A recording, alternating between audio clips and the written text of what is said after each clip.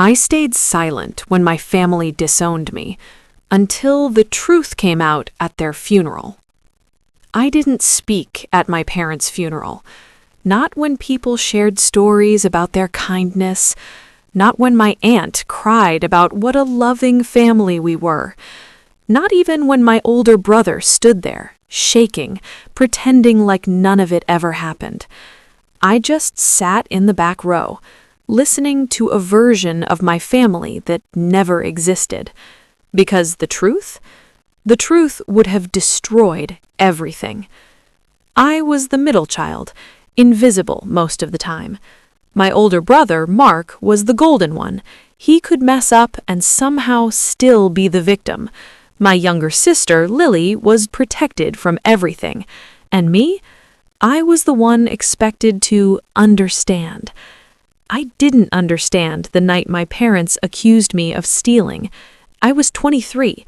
They had bank records, transfers, documents with my name on them. None of it was mine. I kept saying that over and over. I didn't do this. But they didn't believe me. Or maybe they didn't want to. Mark stood there the whole time, quiet, watching, not defending me, not saying a word. That's what hurt the most. My dad didn't call the police, he didn't investigate, he just told me to leave. Pack your things, he said, you're done here. And just like that, I wasn't part of the family anymore. I left with one bag and a truth no one cared about. For years, I said nothing. I built a life from scratch, different state, different people, different name eventually. I cut them off the way they cut me off, clean. Then, 12 years later, I got the call. Car accident. Both my parents died instantly. I almost didn't go, but I did. I don't know why. The funeral was exactly what you'd expect. Perfect, polished, fake. People talked about how generous my parents were, how much they loved their children. I sat there thinking, which children? Then Mark got up to speak. He talked about loyalty, about forgiveness, about families sticking together. I had to look away. After the service, a lawyer approached me, said my parents had left a will. That surprised me. What shocked me was what came next. Most of their estate was left to me, not Mark, me. There was also a letter from my mother. My hands actually shook opening it. She admitted everything. They knew. Not right away, but eventually they knew. The money hadn't been taken by me. It was Mark. It had always been Mark. The documents? Forged. The transfers? Rerouted. My name? Used. They found out years after I left, after more money disappeared, after more lies unraveled, after Mark nearly destroyed the entire business. They tried to fix it quietly, tried to protect the family name, the same way they had protected him my whole life. But in the letter, my mom said something that didn't sit right with me, something I couldn't ignore. She wrote, "We should have listened to you that night, but your father said it would be easier this way, cleaner. One child lost is better than losing everything." I read that line over and over. Easier this way. That's when something clicked, something I hadn't thought about in years, because there was one detail I never told anyone, not the police, not my friends, no one. The night I was accused, I wasn't supposed to be home. I had come back early, and before I walked into that living room, I heard my parents talking, panicked, whispering. My dad said, "If he finds out, we're finished." My mom said, "Then it has to be him. It's the only way." At the time, I didn't understand what they meant. I thought it was about money, about Mark. But now, sitting there with that letter in my hand, I realized something much worse. It wasn't just Mark. They didn't just believe I was guilty. They chose me. They needed someone to take the fall. Someone expendable. Someone who wouldn't fight back hard enough to expose everything. And I was the perfect choice. My entire life suddenly made sense. The favoritism, the silence, the way they looked at me that night. Not confused, not hurt, resolved. I folded the letter slowly, put it back in the envelope. Across the room, Mark was laughing with a few relatives, like nothing had ever happened, like he had won.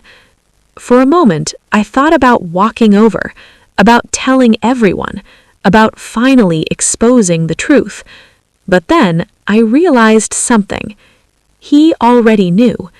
Our eyes met, and for a split second, that smile disappeared. He knew I knew, and for the first time in my life, he looked afraid. I didn't say a word. I just turned around and walked out, because the truth didn't need to be spoken anymore. It was already sitting between us, and this time, I wasn't the one who lost everything. I should have left it there. That's what people do, right? You get closure, you walk away, you try to live your life. And for a few days, I almost did. I went back to my apartment, back to work, back to the version of my life I had spent years building. But something felt off. Not grief, not even anger. Something unfinished. It was that line in the letter. One child lost is better than losing everything. That wasn't regret. That was a decision, a calculated one. And the more I thought about it, the more it bothered me. Because if they were capable of that, what else had they done?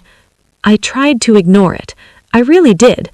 But then, about a week after the funeral, I got another call from the lawyer. He said, "There's something else you should see." I almost said no, but curiosity has a way of pulling you back into things you should leave buried. The next day, I was sitting in his office again. He slid a file across the desk. "Your parents kept detailed records," he said, "more than most people." That was an understatement. Inside the file were years of documents, financial records, emails, notes, and buried deep inside, something that made my stomach drop. There had been an investigation, not into me, into the company. A quiet one, internal at first, then not so quiet. Large sums of money had been moving around for years. Not just stolen, laundered. And Mark? He wasn't just reckless. He was involved in something much bigger. I looked up at the lawyer. Did they go to the police? He hesitated. That was my answer. "They were trying to handle it privately," he said carefully. "Your father believed it could all be contained." Contained. Just like me. That's when I saw it. A document with my name on it, dated the same week I was thrown out. It was a report, prepared, but never submitted. I started reading, and with every line it got worse. It outlined everything.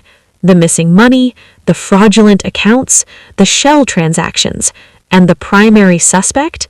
Me. Not Mark, not unknown. Me. It wasn't just a family accusation. It was official, documented, ready to be handed over. "They were going to report you," the lawyer said quietly. I couldn't breathe for a second. "They didn't," he added. "Something stopped them." I already knew what that something was. Me leaving. I took the fall without them needing to push it further. And just like that, they avoided everything. No scandal, no investigation, no collapse. I closed the file slowly. My hands were steady, too steady. "Does Mark know about this?" I asked. The lawyer didn't answer right away. "He might," he said. "There are indications he knew of more than he let on." Of course he was. Everything suddenly clicked into place. Not just the past, but the present. At the funeral, he wasn't just nervous. He was watching me, waiting, because if I spoke, everything would come back. I should have walked away again. I had the money, the truth, a clean life. But for the first time in years, I didn't want peace. I wanted answers. So I did something I never thought I would do. I went back to that house. It hadn't been sold yet, still locked, still full of everything they left behind. The same door, the same hallway, the same silence. It felt smaller than I remembered, colder. I walked straight to my father's office. That's where everything always started. The desk was untouched, files neatly stacked, like he had